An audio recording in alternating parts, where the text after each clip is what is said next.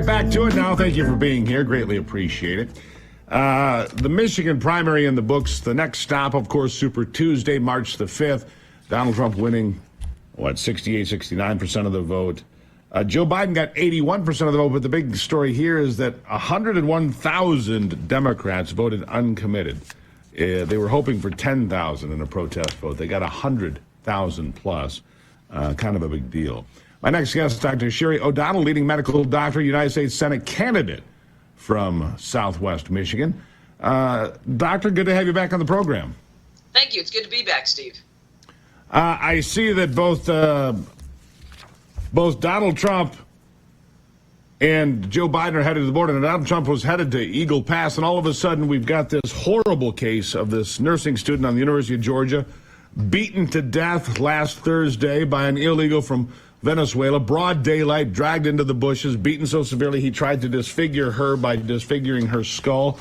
A horrible, horrible story. 22-year-old college kid, completely avoidable. This was completely avoidable because of our border policies. You have murders on the campus of Georgia. You've got drunk drivers killing people all over America that shouldn't be here at all. We've got problems with the border, and now Joe Biden's running down there to chase Donald Trump to make it look like he cares about the border, which clearly he does not, because if he did, he would have it under control like Donald Trump did when he was in office. What do you say?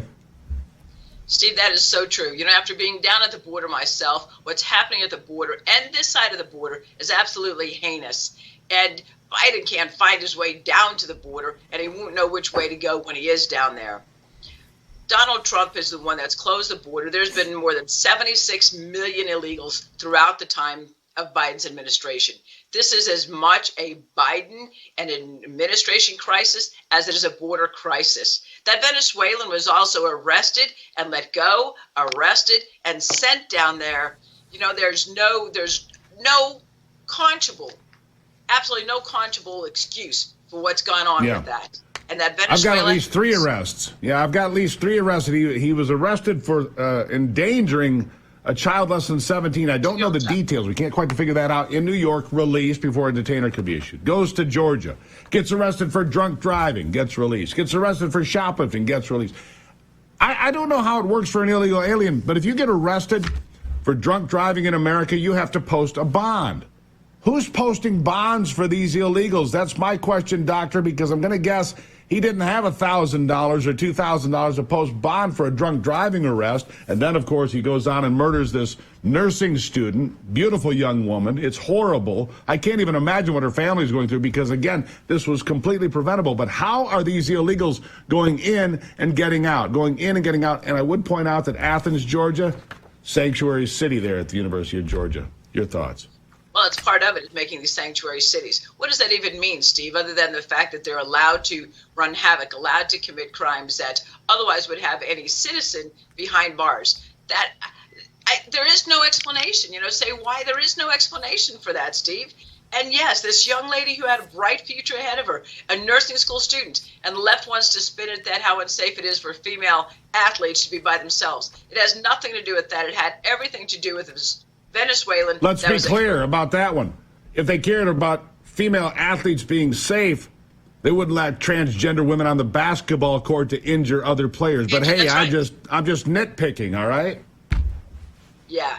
Those basketball athletes that were injured is just, again, craziness. I don't understand even the playbook that they're writing from. It used to be that you could say, okay, they're going to do this. This stuff that's coming out now that the left is doing is so off the frickin' Richter scale that there is no way of even understanding what they're doing in the next excuse that they're writing.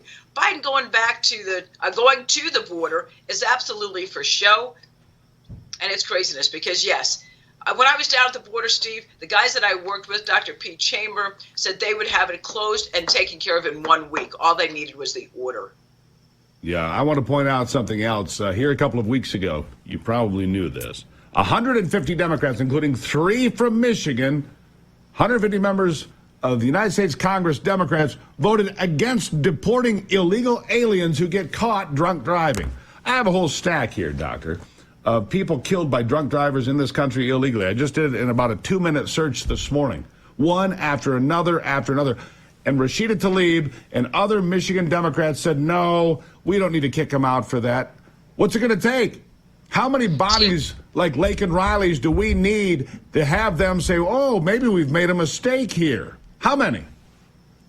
You know, it is recording up by what Mason did many years ago. Steve, this is just inexcusable. The border needs to be closed. You know, that has become the number one concern for voters across the United States because they realize it has such an infiltrating effect, not only on crime and things like that, but the fentanyl, you know, crisis, and the numbers of better than 100,000 people of our young people have been killed by the fentanyl. It's going across the border. They just did a huge bust, drug bust. You'd think that somebody would say, you know what, enough is enough. But Biden administration has not come to that place yet.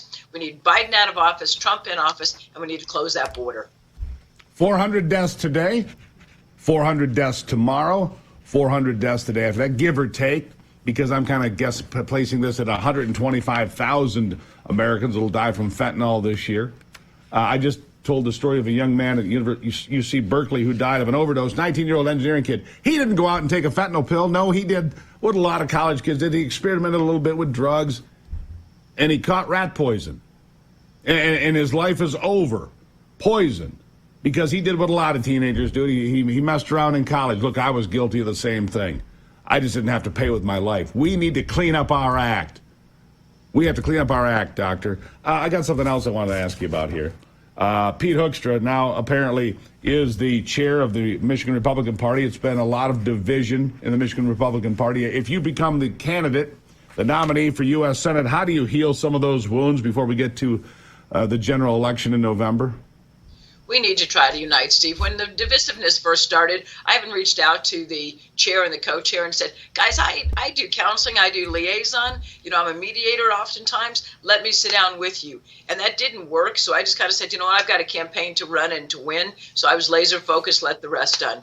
What we've got to do is decide that the infighting has to stop. We need to unite. I've often said that if we want to be an NCAA championship team, we can fight it out in the locker room, but when we hit that court, we better play like a team. I think the resounding effort is, okay, guys, we've got to get behind this now, and we've got to unite, and we've got some elections to win, not only President Trump, but everybody down ballot. Yeah, and now that the judges weighed in, Judge Rossi from Kent County, Pete Hoekstra is in, Christina Caramo is out. That's the final word on it. Where can people find you, Doctor, if they're interested? DocSherry2024.com. Doc, DOC-SHERRY, 2024.com. Sherry, greatly appreciate you being here. Thank you, Doctor. Thank you, Steve. Always good to be on. Let's talk soon. There you have it. All right. Look, it's going to be a bumpy year. Elections in Taiwan, North Korea on the brink, Iran increasing aggression, a lot of global instability as we plunge into this primary season. What have you done to save your money, to protect yourself from potential major setbacks to the economy? It's not too late to diversify an old IRA or 401k into gold. Birch Gold Group can help you with that as opposed to so many other investments. Gold thrives in times of uncertainty. It's an important part of diversifying your savings. Birch Gold can help make it part of yours. All you do is text Gruber to 989898. That's text Gruber to 989898 for a free information kit. An A-plus rating with a Better Business Bureau, countless five-star reviews, and thousands of happy customers. Text Gruber to 989898 right now and find out more about Birch Gold. I'll be back.